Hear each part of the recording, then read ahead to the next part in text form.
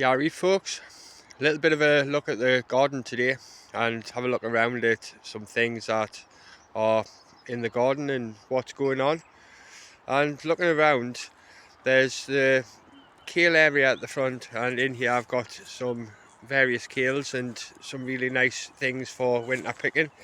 So this is East Frisian palm kale, and I've got all of my kales underneath this netting here just to keep the wood pigeons from the local park away, so they don't peck the foliage in times of winter when food is a little bit scarce.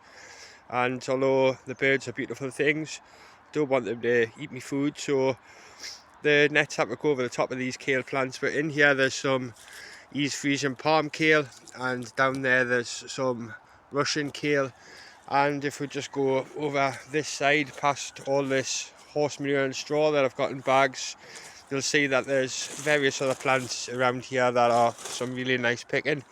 Some rainbow chard here and a little plant down there, and there's some silver chard type stuff here, or more of your traditional type of chard, you know, compared to the rainbow stuff over there. But there's various chards here, and there's a load of greens over there as well, which we'll come to in a minute. But there's quite a lot going on. I've got to move all this horse manure and straw and get it put into the places that I want, because I'm going to build a load more new beds this year, which I'll show you in good time once they're put together and built. But there's other kales in here.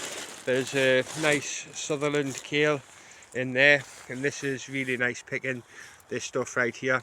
And you can't see it that well because there is the nets over the top, but there's Sutherland kale there, and there's some more lovely Russian kale over here. And if I just move this stone a little bit and just have a look underneath this net, there's the Russian kale right there. And I did a little bit of harvesting just yesterday, so I don't need to take any home as of yet, but that kale in there is looking really nice. So there's Russian kale there, and some lovely Sutherland kale there, and a couple more Russian kales over here, and Nero the Toscana, or what's also known as Caval Nero kale over there. So there's some nice pickings in there to be had over the course of the winter. And there's other things going on. I've got some Senshu winter onions, and they've got this fleecy material over the top just to keep away those allium leaf miners that were around in the early part of autumn. But now we've had a lot of snowfall and some ice, the allium leaf miners should be gone until sometime in the spring. And when the onions get taller, I'm going to rearrange this rather old looking grow bed and make sure that the fleecy material, which is a very fine net known as aphid net or insect mesh net, but the onions underneath are looking nice and they're coming away rather well. There's one over there on the edge there that hasn't showed signs of poking through yet, but in general there's around about 30 onions in there or so, maybe slightly more. But there's some onions that are going to be ready for picking come the summer, so they're doing all right. And looking around over here, there's what's going to be me brassica area for next year, and I've got a load of Hungarian rye plant in there, and there might be some Italian rye in there with it as well, because I've used both in the past. But Italian rye, Hungarian rye, it matters not. This will be allowed to grow on throughout the winter, and it is slowly growing even though we're into the colder part of the year. And every time I see it, the grasses themselves are thickening up nice. But these will soak up some nice nitrogen over the course of the winter and early spring, and then I'll dig all this in and give the whole area a nice top dressing once I've dug the ryegrass in with some garden compost that I made, and then that'll be a nitrogen fix for my brassica area for next year. So in here I'll be doing brassicas. I've got my kale in mind, which I always love to grow, and I've also got to be growing maybe a little bit of purple sprouting broccoli, and we'll see what else I get up to. But this is brassica area. And then if we're going further around, I've got a little bit of a herb area over here, and there's various nice herbs in here, some oregano, and there's a little bit of marjoram in there as well. And I also like to grow feverfew because I like to make feverfew tea with this lovely foliage right here. So my herbs have all been cut back for the most part. I need to finish off just doing a bit more cutting back and cut back these feverfew ready for next year, and get the whole area a nice top dressing of some well rotted garden compost. So that's that area there. And there's another couple of Sutherland kale plants over here underneath this net, just to again keep the pigeons away. But there's some Sutherland kale in there, which is really nice. And there's some more chard over here.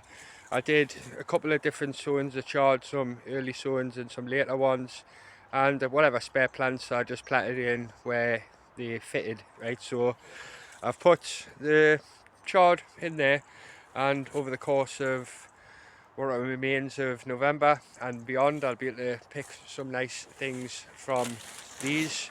And there's some lovely nice yellow chard down here, and yeah, traditional green type of chard over there. So that's looking pretty good, and it's going to continue to give us some nice greens to pick throughout the colder time of the year, which is lovely. There's a lot of work to be done elsewhere, but there's a nice bed of spring cabbage coming on in here, which are looking really nice. And there's just various other things to be done and tidying up to be doing.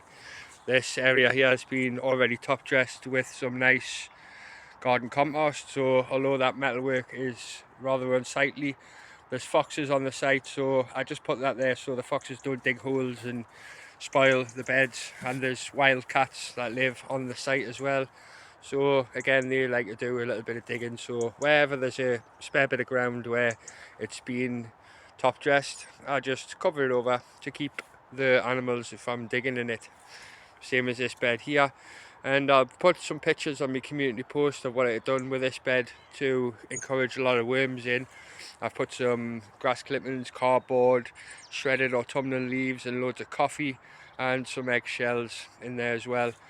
And I'm just going to allow that to remain for the time being, and allow the soil organisms, and when the weather warms back up, the worms to do the do their thing and eat all the stuff that I put in there and turn it into nice soil for us. But I'll come back to this at another day and I'll show you what's under there. And then when I see what it is that I'm looking for in terms of the soil life within, then I'm going to get that top dressed with some nice compost as well from the composters. So that's that. And it is November, so there's not a lot to really show you that's growing in terms of ready to be planted. And what's here is just here for me consumption over the course of what's left of this year and hopefully into next. So that's that right there, everyone. And yeah, there's still a lot of nice things to be picked. One of these charges went to seed there, but we had some really warm temperatures for the time of year in October, so that can happen when the weather's unseasonably warm. But the vast majority of them are all just looking really nice, and there is nice picking to be had, like this leaf right here, and loads of other ones as well. So I'm not going to be short of greens, which is nice. And there's a strawberry bed here ready for next year. So this is some of my strawberries, really nice large plants, these really large fruits. And this is the strawberry bed for next year. Those of you who remember my other channel will know that my strawberries used to be over here, and now they're over here. And this is some runners that I caught this year, and I need to do a little bit of tidying up. I'm going to remove those leaves that you see that are yellowing, and then the plants will just be allowed to remain for the winter and do the thing come next year. So that's them. This is my loganberry plant, and this I'll allow to just grow up this frame that I made here for them. But this gives the most beautiful fruits come the summer. So that's me tayberry right there. And yeah, it's autumn and very soon it's going to be winter. This bed was a bed just full of flowers I like for the bees, and we'll come to some of the flowers I've got around the garden at the front in a minute. But this is going to be cleared out, and I'm going to get everything dug out of here over the course of this weekend, and then I'm going to top dress with a load of garden compost that I made, and this is going to be a new bed for growing come next year. I've allowed flowers to grow in it and not cultivated any vegetables in it for a couple of years, but it is going to be used for food growing next year. So that's all going to be cleared out, and there's a lovely fruit bush here which is blackcurrant, and this is going to be moved now that it's almost dormant, but the leaves are coming off as I speak. So once it gets into winter and it's completely dormant, this nice looking bush is going to be moved and added to a fruit area that I've got elsewhere. And the fruit area that I've got at the minute is over here, and there's a nice blackcurrant bush here and a red currant there. This is a Chinese gooseberry that gives really nice big fruits, and this needs to be cut back really hard. So I'm probably going to take this down by round about half in terms of height, and then just get it to fit together well with these fruit bushes that you see right here. And there's some more fruit bushes over here that need to be tamed a little bit. So there's some red currants and black currants, and as you can see there's a lot of growth here, and there's also quite a bit of weeding to do, and wildflowers I like to grow that need to come out. A lot of the weeds has come from next door, because as you can see no one's working this plot at the minute, so I'm getting quite a lot of weed issues, but I'm going to get in there carefully and get all this taken care of. But my fruit bushes are looking really nice, and these give us loads of fruit come the summer. So that's another job that needs done. Tidy up the fruit area. I've already started top dressing it with some nice fresh new soil material, so that's really nice. And there's a bed of Jerusalem artichokes which are over here, and the Jerusalem artichokes have been cut back to some degree, and I've put up a picture on my community post of a harvest that I made from that area over there yesterday. But I'm going to cut these back to around about 6 inches from the ground, and as you can see I've started putting some nice cow manure from over here that I got delivered on here, just to mulch the area ready for next year, and also protect those tubers underneath the soil while I'm slowly working my way through them and digging up the ones I want. And then eventually at some stage before March, or before growth resumes come March, I'm going to set out the new tubers for next year and get them put in place. So this will be me Jerusalem artichoke bed once again. But mulching, just to keep those tubers ticking over nice, is something that's really important. So that's something that I've been doing. Bit of a hugel bed here, which has got a load of branches and logs and twigs underneath, which I firmly believe in and works really well for me. Grew some great runner beans and other things on here this year. Had a lovely wigwam of runner beans over there, which have long gone now, but I got loads of lovely beans from that. But you'll see that next year when I come to grow some more beans for 2026. And that's about it for today, apart from there's some more brassicas over here, and this is just some purple sprouting broccoli. You can see the plants in there, and I've got this net and this fine mesh material over the top just to stop the pigeons landing on the top and pecking all the leaves and stripping it of its foliage. But if I just lift up a little bit of this net, you can see that the purple sprouting broccoli plants are doing quite well underneath, and the next job is just to rearrange this net a bit and get it a bit higher and build something new. But as long as the plants keep ticking over, then that's good enough. And come next year, I will get me purple sprouting broccoli from these nice looking plants. So that's really cool. And the sun is about to set soon, so that was just a little bit of a look around me rather busy allotment. And yes, there's lots going on. There's pallets around and pallets at the front, but they are going to be used for something over the course of the winter that I'm going to build. And I've got loads of other things in terms of things to build. I've got a load of wood here that I'm going to use to make some new beds. So that's the wood right there, quite a bit of it. And there's a load more underneath all this stuff here, which I know is a mess, but I use all this metalwork and these frame things to help us grow stuff, which you'll see come next year. But yeah, gardens pretty much sleeping.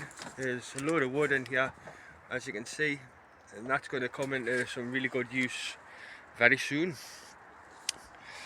And I'll speak to you again next time on me next little update of me garden and show you what's happening and how things are getting on. But for now, that's it for today. Thanks for your time and all that stuff. Catch you again on the next one.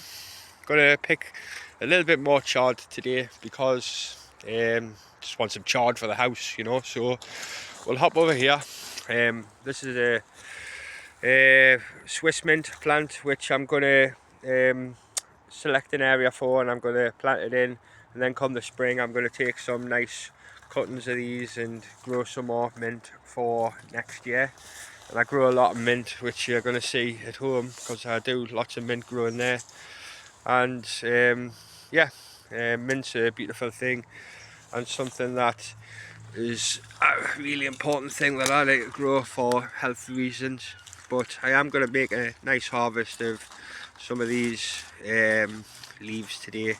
And yeah, there's been a little bit of autumn slug issues, but I don't care about that as long as the food looks good. And once it's put in a bit of salty water and washed, that looks really nice to me. And I'm going to get a little bit of this red stuff over here. So again, nice picking of some more chard, and I'm just going to take one more leaf, which is this one right here. Looks nice. So although it's only a small amount, that'll do for tonight's tea until I come down tomorrow. So just take that nice bit of greens home with us.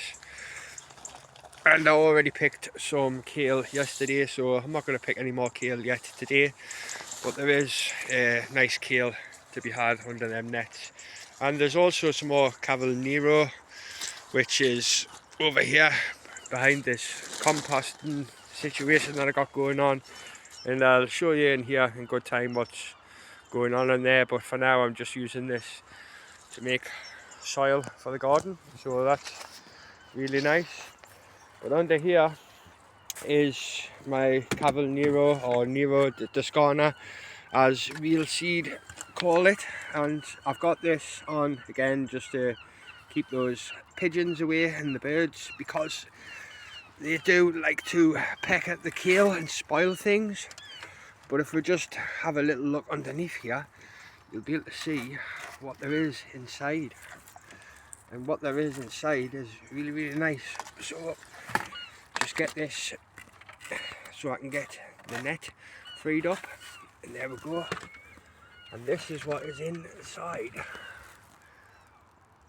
All looking very nice. In fact, I am going to take just a couple of leaves of this because I think we used the vast majority of it last night. So I'm just going to get this leaf picked here.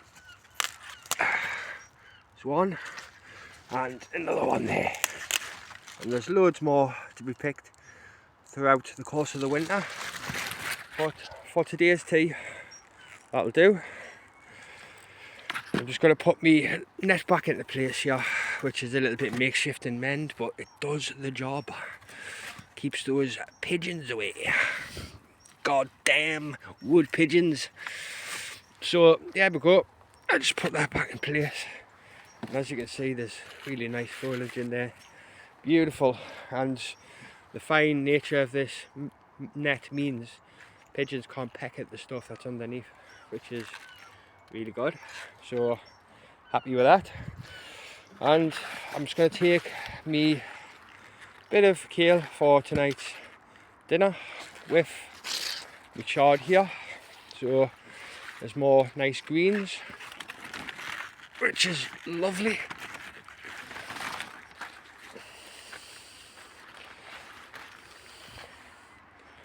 Cool. And that's it for today, everyone. Catch you again on the next one. Later.